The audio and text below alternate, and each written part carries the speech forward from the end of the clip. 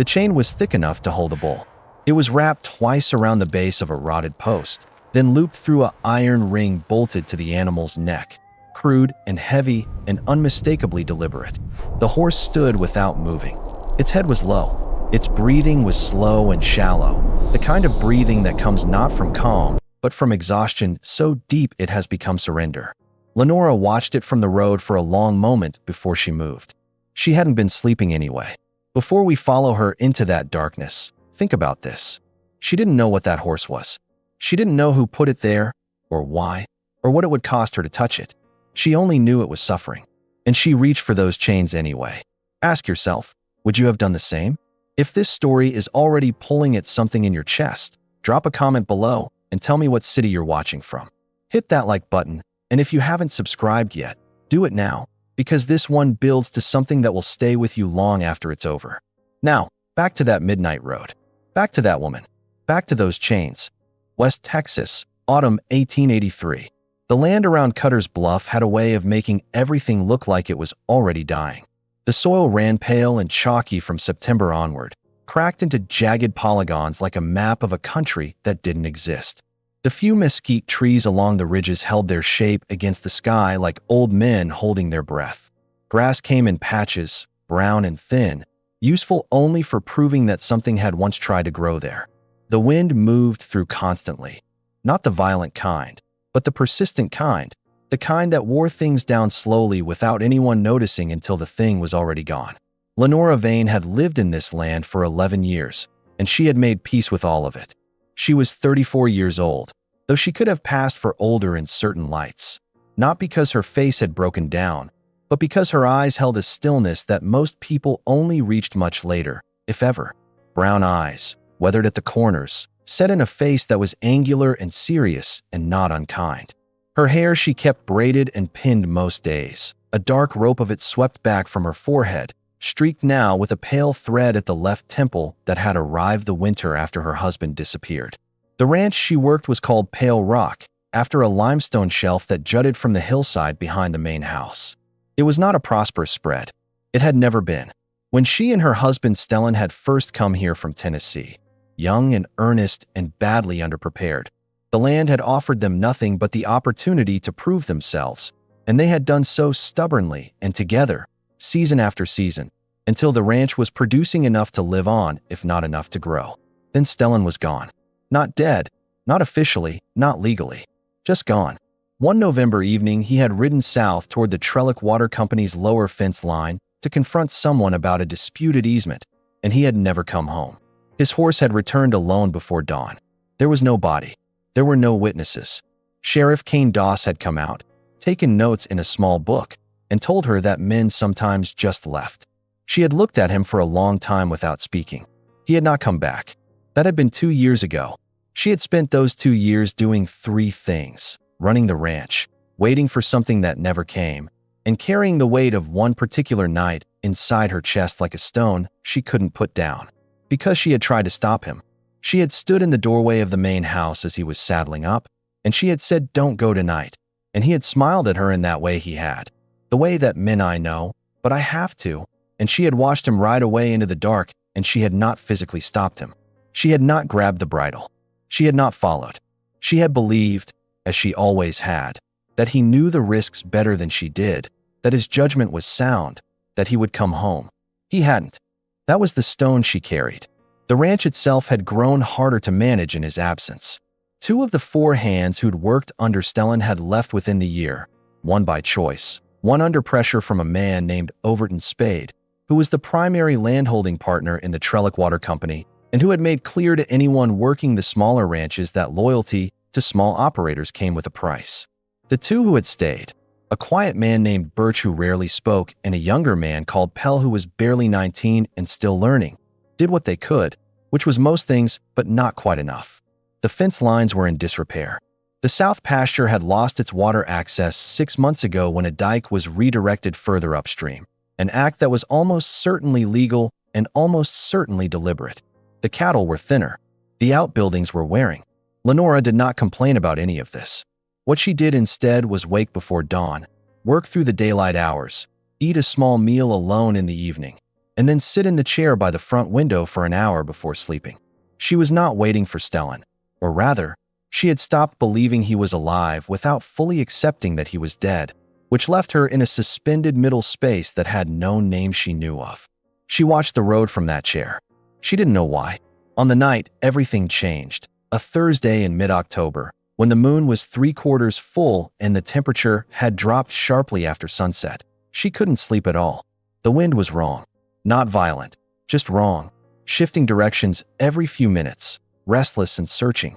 The horses in the near corral were uneasy. She'd heard them moving since midnight, that restless shuffling that meant something in the air had unsettled them. She'd checked once already, found nothing, gone back inside. Still couldn't sleep. At 2:30, she pulled on her coat and boots and went outside again. She stood in the yard for a moment, listening. The land was dark and silver in the partial moonlight. The mesquites along the fence were still. The horses in the corral had settled. Then she heard it. A sound she couldn't immediately name. A low metallic drag, rhythmic, slow, coming from the direction of the road.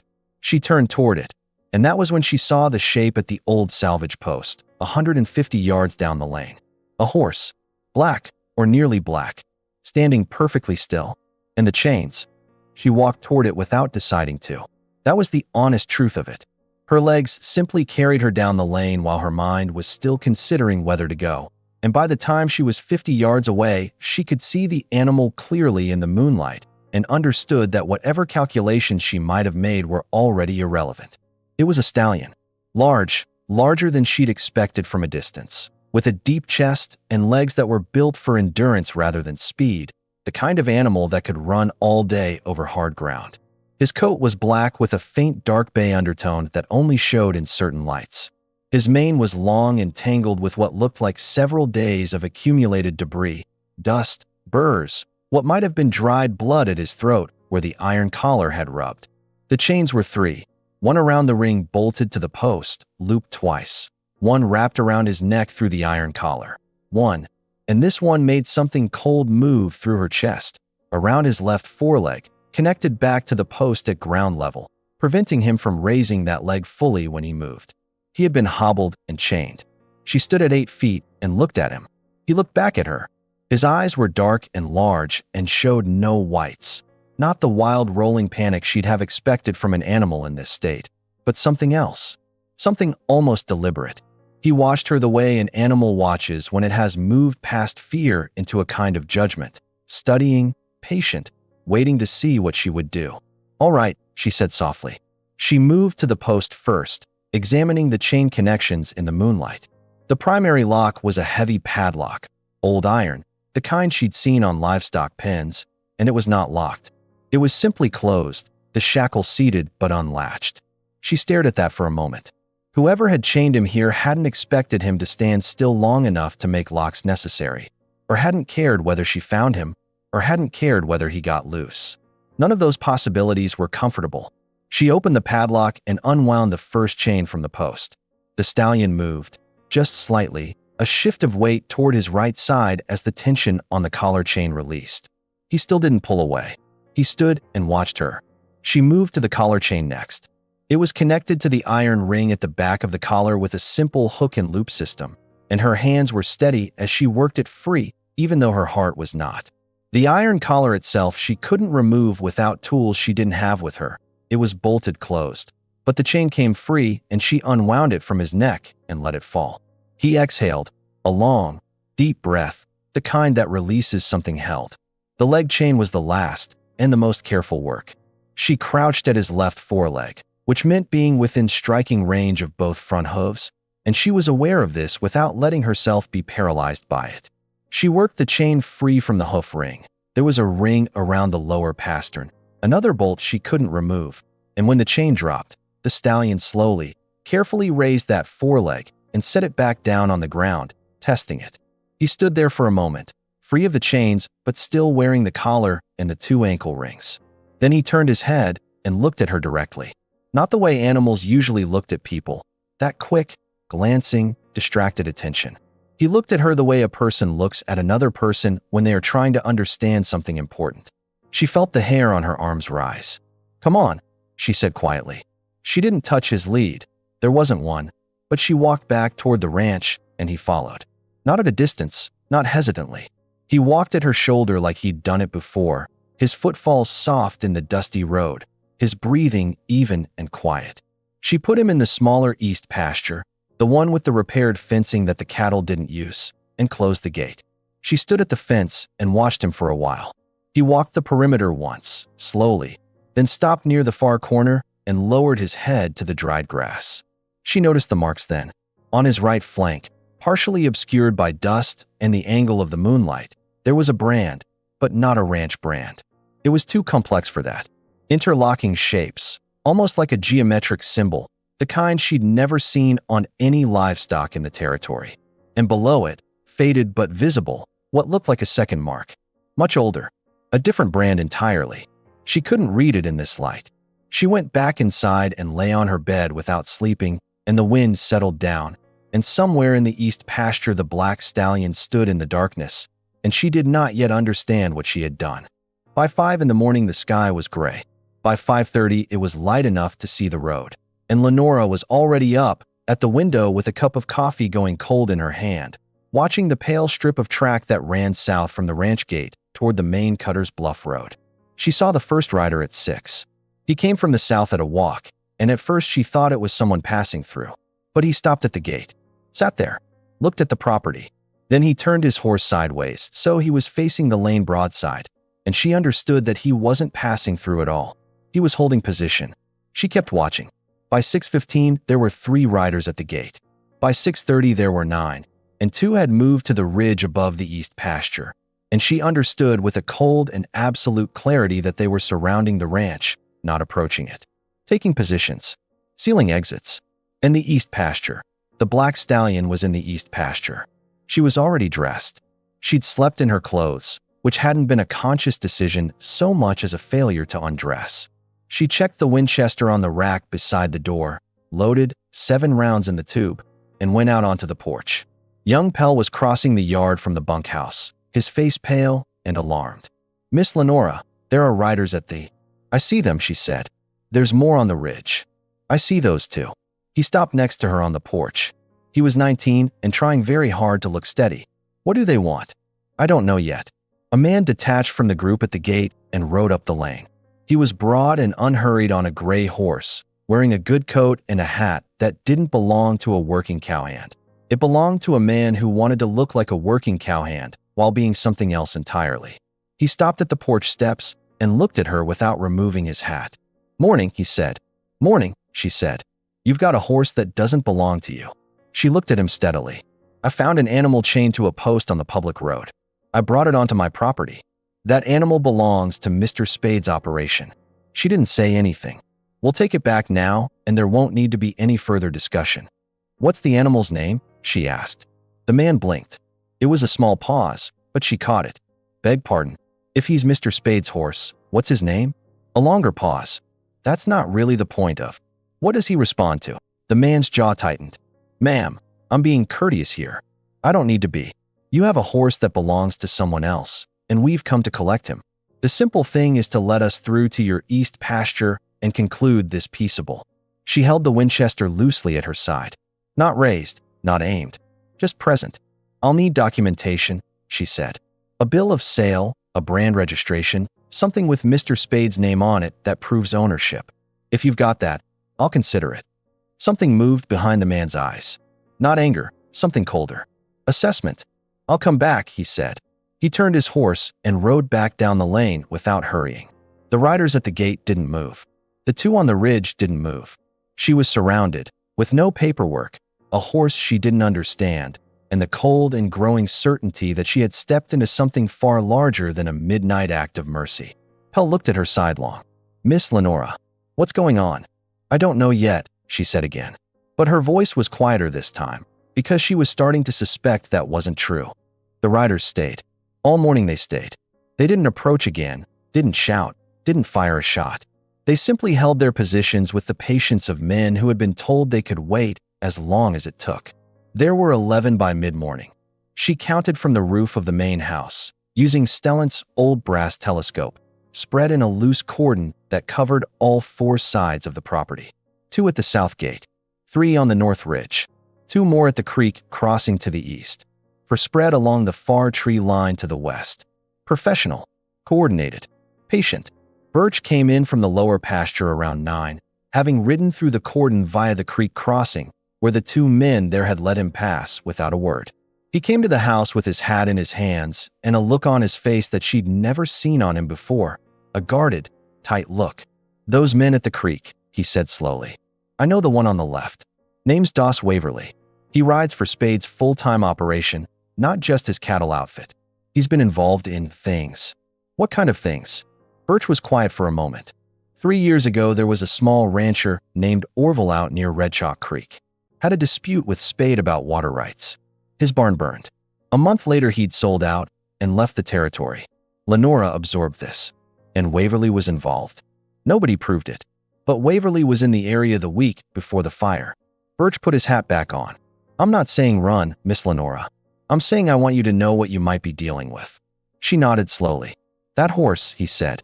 "I saw him this morning from the pasture gate. He's something, isn't he?" "Yes," she said. "He is. That brand on his flank. I've never seen one like it." "Neither have I." She went out alone at midday, just to the east pasture fence.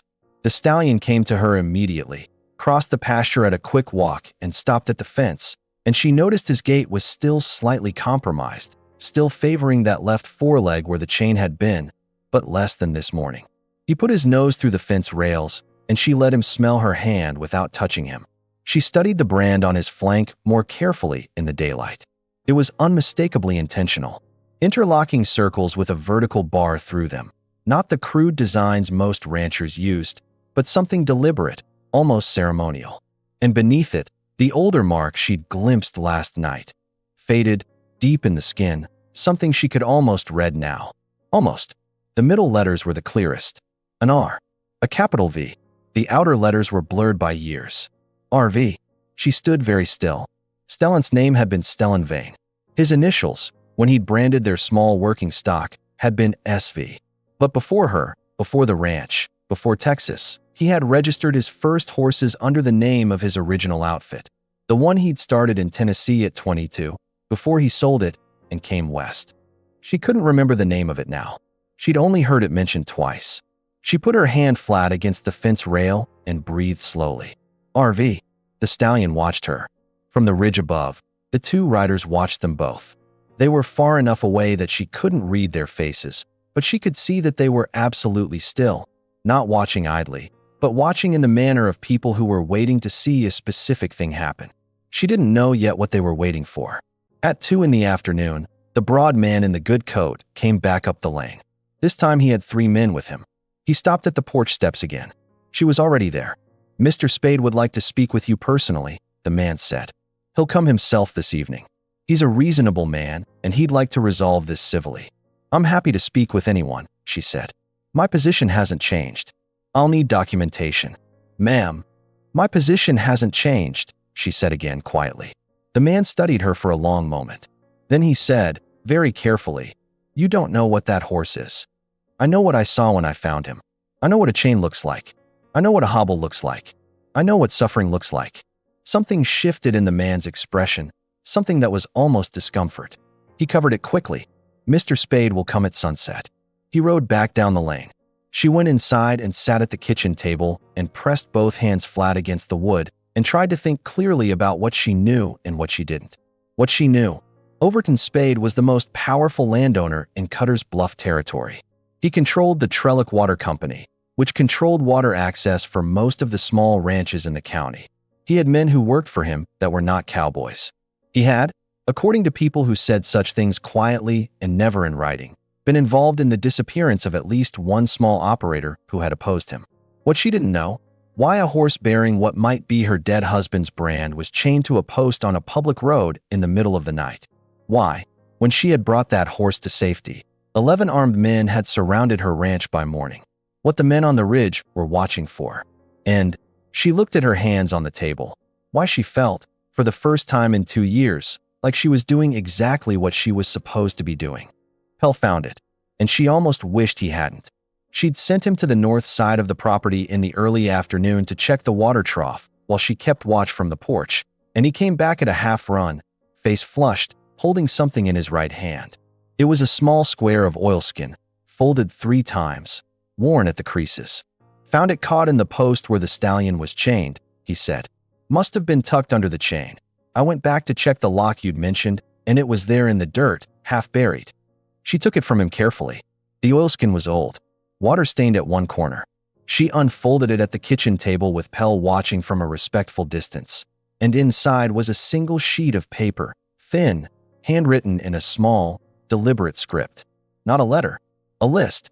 Names, and beside each name, a number and a notation. Some of the notations were dates. Some were coordinates, land survey coordinates, the kind that defined property boundaries. She recognized the format because Stellan had used the same format when he'd surveyed their own boundary lines years ago. She scanned the names slowly. 3 of them she recognized. The first was Orville. Birch had just spoken that name this morning. Red Chalk Creek. Barnfire. Left the territory. The second was a name she'd heard in connection with another mysterious departure.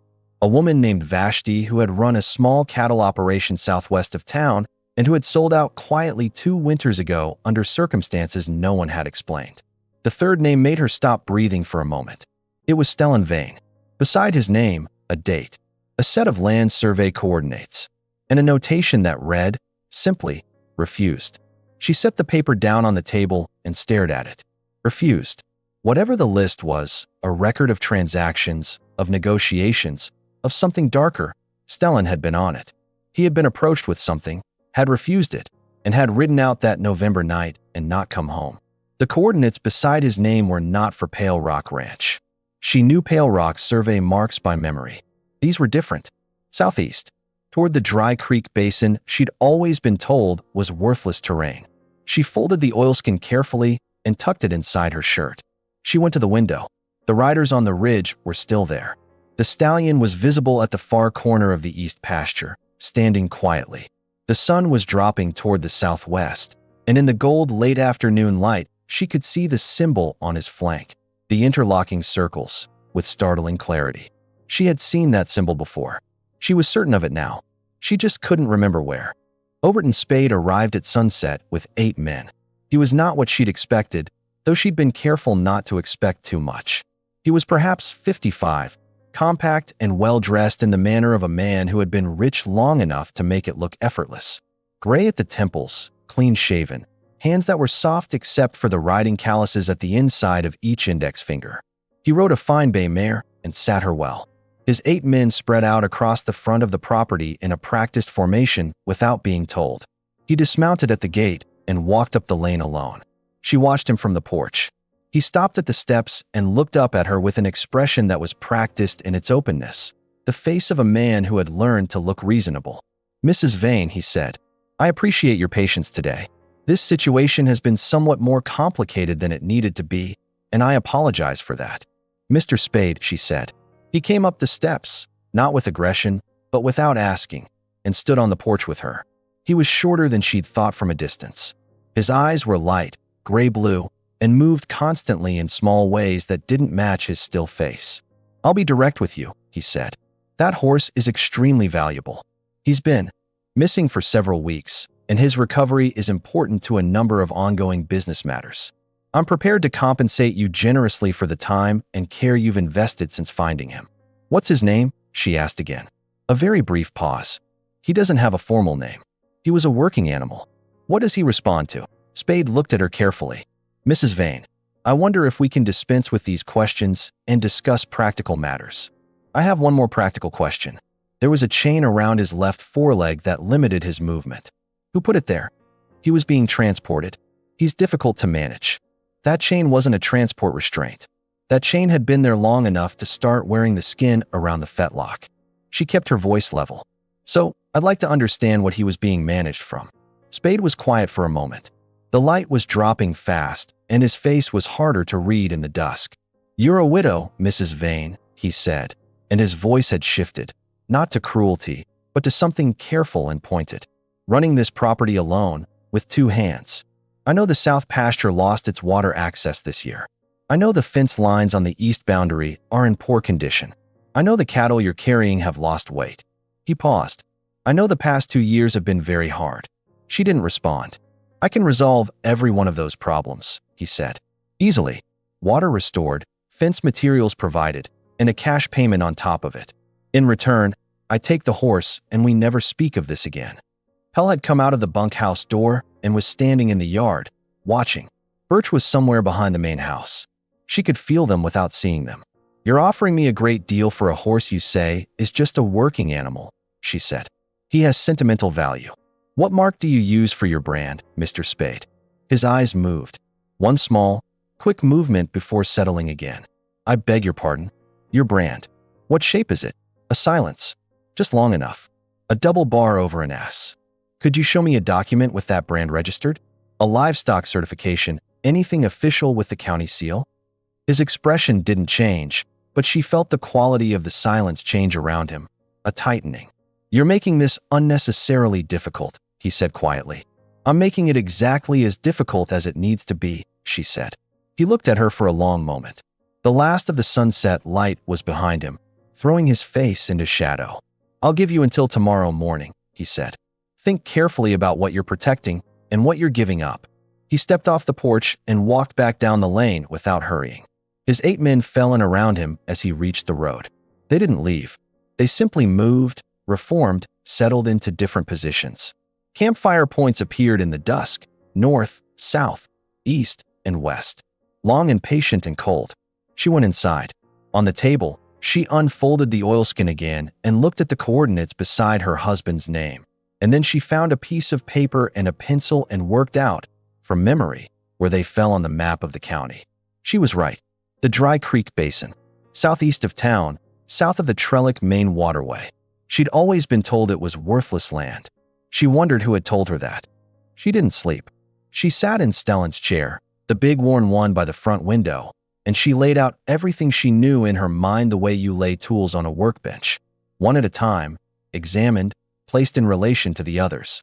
The horse, branded with a symbol she almost recognized, bearing a mark beneath it that might be her husband's initials, chained on a public road, not locked, as if someone wanted him to be found, or wanted her to find him.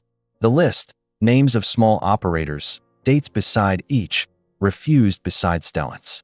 A record of something, pressure applied, compliance obtained, one name outstanding. Spade's offer, water restored, fence materials, cash. More than a horse would warrant. Far more. What was he paying for? Not the horse. He was paying for her silence. He was paying for the list not to surface. He was paying, she understood now with cold certainty, for the same thing he'd bought from every other name on that list. And the coordinates. The Dry Creek Basin. She rose at 3 in the morning and went to the east pasture. The stallion came to her immediately again, out of the darkness, stopping at the fence. She put her hand against his nose and he let her, and she stood there in the cold October night and tried to work through the moral weight of what was in front of her. If she handed him back, she would receive things she needed desperately. Water, fence materials, possibly enough cash to sustain the ranch through the winter, maybe 2 winters. Pell and Birch would be safer. The ranch would survive, and she would know, and Spade would know she knew, and that knowing would remain between them like an untouched understanding, the kind that quietly poisons everything it touches. If she refused, if she kept holding the fence line, she didn't know what came next. The men were patient now, but patience wasn't a resource that lasted forever. Birch had said what he knew about Waverly. She understood what that meant. The ranch was wood and grass and wire, and fire was a permanent condition of the territory. She could lose everything. And yet, she pressed her forehead against the fence rail and closed her eyes. She thought about the night Stellan had ridden out. She thought about the doorway. She thought about the specific weight of standing still when something needs to be done, the particular gravity of an action, how it accumulates inside a person, layer by layer, until it has a mass all its own. She had let him ride out. She had calculated the risk and decided his judgment was sound, and she had stood in the doorway and watched him go. If he was on that list, if he had refused and ridden out to face those men and not come back, then what she was holding in her hands right now was not a horse. It was the thing he had died protecting. She opened her eyes. The stallion looked at her steadily. "I know," she said. He exhaled, that long, quiet breath. She went back inside, and she made a decision, and she felt the weight of the stone in her chest shift, Not gone, not lighter exactly, but different. Not grief pulling her backward anymore. Something else. Something that had direction. At 5 in the morning, she wrote a letter and sent Pell into town with it before sunrise, before the riders at the south gate had fully woken. She addressed it to the county land office. She told Pell, "Ride fast, stay on the high road, don't talk to anyone on the way." He looked at her with his 19-year-old eyes and didn't ask questions. She loaded the Winchester. She loaded the short shotgun that lived under the bed. She sat at the kitchen table with a cup of coffee and she waited for the sun to come up. The riders on the ridge moved first. She noticed it from the porch just after dawn, a shifting in their configuration, the kind of movement that precedes purpose rather than continuing to wait. 2 of the 4 had repositioned to the east, which put them directly above the pasture where the stallion was. Birch came to the porch quickly. "They're moving. I see it. Miss Lenora, if they decide to come down, then they come down," she said. She walked off the porch and into the yard and stood facing the south gate. The Winchester was in her hands. She was not shaking. She was, strangely, entirely calm. The kind of calm that comes not from the absence of fear, but from having made a decision so completely that the fear doesn't have purchase anymore. Spade appeared at the gate on foot this time. His 8 men stayed at the road. He came up the lane alone, and behind him, behind all of them, she noticed for the first time a group of riders she hadn't counted before, sitting in the far tree line, still as stones. Perhaps a dozen. Not Spade's men. She didn't know why she was sure of that, but she was. Their horses were different. Their stillness was different. They were watching. Spade stopped 10 feet from her. "I'd like to conclude this morning," he said. "So would I," she said. "You've had time to think." "I have." And she looked at him directly. "I'm going to ask you one thing, and I want you to answer honestly, though I don't expect you will. Did you have anything to do with what happened to my husband?" Spade was absolutely still for a moment. Then something moved in his face, very small, very fast, and was covered. He said, "Your husband left on his own volition." "That's not an answer, Mrs. Vane. That is not an answer to the question I asked." Silence. The morning wind moved across the yard, lifting dust. The riders on the ridge had stopped moving. "Hand me the horse," Spade said quietly. "Everything else disappears. Your water comes back. Your fences get repaired. I don't ask about what you found at the post. You don't ask about things that have nothing to do with you. Everyone moves forward. That horse has my husband's mark on him," she said. "Under your mark. And I have a piece of paper with my husband's name on it. And those coordinates." Spade went very still. "I've sent a letter to the land office," she said. "I told them the coordinates and I asked them to pull the survey records for that basin and tell me who filed on those mineral claims and when. I expect they'll send something back within the week." A beat, then another. Spade's voice was quiet and controlled. "You don't know what you're doing." "I think I do," she said. He looked at her for a long moment. His gray-blue eyes didn't blink. Then he turned toward his men at the gate, and she tensed and stopped breathing. And Birch, somewhere behind her, she heard the lever action of his own rifle. And then from the tree line, those other riders came out. Not fast, not with guns drawn. They came at a walk, in a line, and they were masked, cloth pulled up across the lower face. But their horses were marked, each one, with a strip of red cloth tied at the bridle, and there were 14 of them, and they spread out in a line between Spade's men and the lane.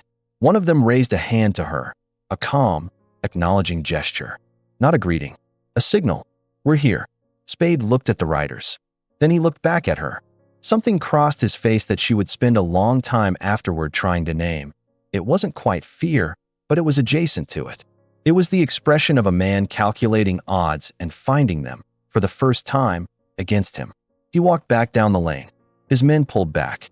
They didn't leave, they withdrew, which was different. But they withdrew, and the masked riders held the line until they were gone to the tree lines on the far side of the road. The yard was quiet. Birch walked up beside her. "Who are they?" "I don't know yet," she said. One of the masked riders dismounted and came up the lane. He was older than she'd expected, 60s, maybe, with hands that told the full story of a life worked outdoors. He pulled the cloth down from his face as he approached, and she saw a face that was deeply weathered and deeply serious, with the kind of eyes that had watched too many things go wrong and had learned not to flinch. "Mrs. Vane," he said, "you know me. We know about this ranch. We've been watching what's been happening here for some months." He stopped a respectful distance from her on the porch. "My name is Cresswell. We're associates of your husband's." Everything inside her shifted. "Stellan worked with us," Cresswell said carefully. "Not in the way of armed men. He was a documenter. Someone who knew what Spade was doing to the small operators and kept records, and who knew where those records could go to do the most damage to the right people." He paused. "The coordinates on that paper. That basin holds a mineral deposit. Silver-bearing ore. Significant enough to make the water rights in this territory worth a great deal more than anyone has acknowledged publicly. Spade has been quietly buying out the small operators to consolidate the land before filing on those claims. The ones who refused." He stopped. "What happened to the ones who refused?" she asked, and her voice was entirely steady. Cresswell was quiet for a moment. "Some left. Some." He met her eyes directly, and she understood what she saw there, and she held his gaze without looking away, even though something in her chest broke open very quietly. Stellan was the last one with full documentation. When he disappeared, we lost the records we needed to take this to a federal authority. He paused. "That list you found on the oilskin, we didn't plant it. We believe it fell from the stallion's collar ring. It was Stellan's. He kept it on the horse because no one searches a horse." She absorbed this slowly. "The horse," she said. "How long did Spade have him?" "Since not long after Stellan disappeared. He would have destroyed him, but the animal has a particular importance. He was one of the original Grant horses, registered to the founding survey of this county. His bloodline is on the charter documents. Whoever controls the horse controls evidence of the original land assignments. That's why Spade needed him back, and why he couldn't simply kill him outright. It would have required explaining where the animal went. Why was he chained on the road?" Cresswell hesitated. "We moved him. We took him from Spade's holding pen 2 nights ago. We were transporting him to safer ground when we had a complication. We had to leave him temporarily. We didn't intend for you to find him." She looked at him for a long time. "But I did," she said. "Yes," Cresswell said. "You did." She turned and looked at the east pasture. The black stallion was at the near fence, watching her. The iron collar still around his neck, the ankle rings still on his legs. "I'll need a farrier's tools," she said, "to get the hardware off him. We can arrange that. And I'll need someone to explain to me exactly where those coordinates fall, and what Stellan found there, and what it would take to get it in front of a federal land commissioner." Cresswell looked at her with something in his face that she could only call respect. "We can arrange that as well," he said. That night, she sat in Stellan's chair by the window again, and the land was dark and quiet, and the riders were gone from their positions for the first time since dawn, and the east pasture was still. She thought about the stone in her chest. She checked for it out of habit. It was still there. It would probably always be there. But it felt, for the first time in 2 years, like it belonged to something. Like it had been part of a wall being built, and the wall was finally coming together into a shape that made sense. They came back at midnight. She was awake. She'd barely slept in 36 hours, and the particular silence of the hour before midnight had been wrong enough to keep her alert. She heard the first horses before she saw the torchlight, and she was out of the chair and at the door in the same movement. For torches, coming fast from the southwest, across the open ground, bypassing the road entirely. No formation, just speed, and the sound of men who had decided that patience was over. She shouted for Birch and was on the porch with the Winchester before the words had finished leaving her mouth. Spade wasn't with them. Spade would not be with them. That was how this worked. That was how it had always worked. Men like Spade paid men like Waverly and stayed at home with clean hands. She counted 6 riders. For torches, 2 of the riders with coils of rope that could only mean one thing. They weren't coming for the horse. Or rather, they were, but not to take him. They were coming to remove the problem entirely. She fired once into the air. They didn't stop. Of course they didn't. Firing into the air was what you did when you hoped the sound alone would work, and it didn't work on men like this. And she had known that when she fired and done it anyway, because it was the warning she owed before the warning that counted. The first rider reached the east pasture fence at a gallop and started to climb it, and she put a round into the gatepost 6 inches from his hands, and he dropped off the fence and went to the ground. The other riders pulled up. There was shouting, urgent, low, and she was already at the fence corner where the sight lines were clearest, Birch coming across the yard at a run behind her. From the north ridge, torchlight appeared. Then more, south, east, 3 points. The masked riders were back. They came down fast this time. Not at a walk. At a full gallop, red-clothed bridles catching the torchlight. 14 riders coming from 3 directions at once, and the 4 men with the torches looked at them coming and made a calculation that was not difficult and began pulling back. Waverly, she knew him now from Birch's description, the broad-shouldered one on the left, held his position for a moment longer than the others. He looked at her across the fence line, and his expression was not angry but something worse, professional and cold and certain. "This isn't over," he said. "No," she agreed. "It isn't." He turned and rode after the others. She stood in the cold midnight air with the Winchester and listened to the hoofbeats fade, and the east pasture behind her was quiet, and she turned and the stallion was standing at the near fence looking at her with that same steady, ancient patience. She went to the fence. She put her hand on his nose. He exhaled, long, slow, warm against her cold skin.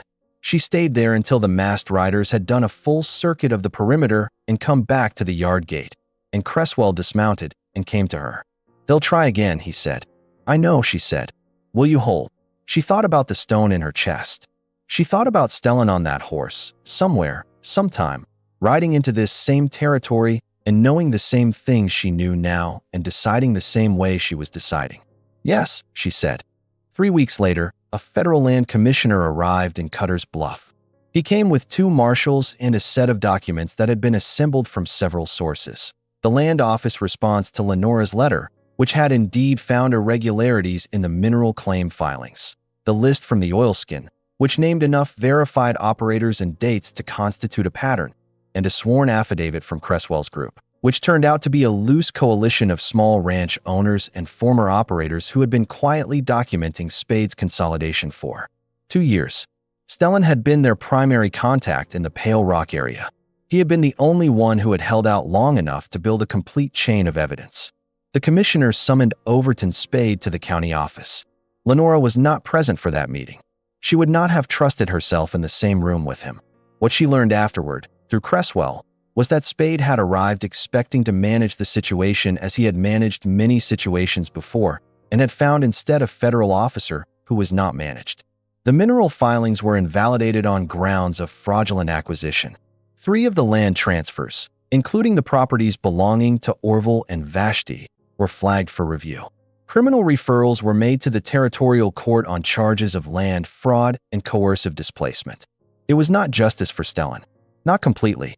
There was no body, no direct evidence, no charge that could be made stick for what had happened to him. That hole would remain. But the land he had tried to protect, the coordinated water rights that touched 11 small operators including Pale Rock, was pulled out of Spade's consolidated filing and returned to independent assessment. The water diversion that had cut off Lenora's south pasture was ordered reversed within 30 days. On the morning the reversal order came through, she stood at the south pasture gate and watched the water come back into the creek bed, first a trickle, then a steady flow, running over the pale stones and spreading into the dry grass. She stayed until the cattle had found it. Then she went back to the east pasture. The stallion's collar was off. A farrier from Cresswell's group had removed the hardware 3 days after the confrontation. His ankle rings were off. The rub wounds on his neck and foreleg were healing.